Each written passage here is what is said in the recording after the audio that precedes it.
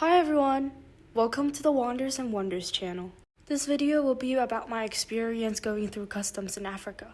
My dad has been traveling to Africa for business trips for a long period of time, and he knew I was really interested in visiting the continent.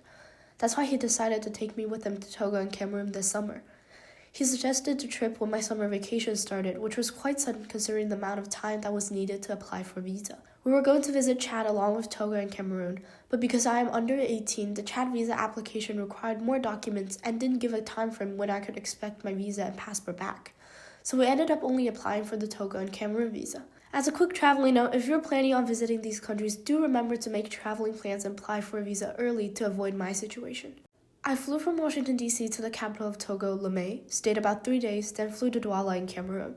Just going through the customs in Lomé and Douala made me learn quite a bit.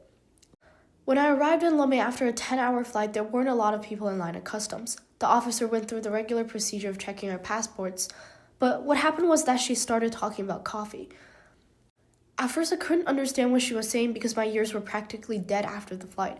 I thought she was asking my dad and I if we brought any coffee beans into Lomé with us, since coffee beans are a major sector of exportation from Lomé.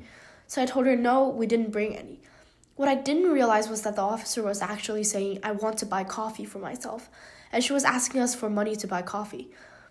My dad, who has been in similar situations many times before, gave her $2, and she immediately let us through. A similar incident happened to us at the Douala Airport Customs when flying back to Washington, D.C.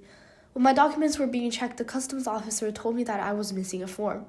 However, I have never seen the form and I have no idea where to get it printed. So I asked the officer where I could complete the form, and she told me that she could complete the form for me. She also said that I would need to pay her to fill in the form because it is something I should have done myself. When I asked her how much I should pay her, she did not give me a set number, but instead asked, how much do you have? And she told me to give her as much as I can. My dad was met with the same situation at a different window with a different officer.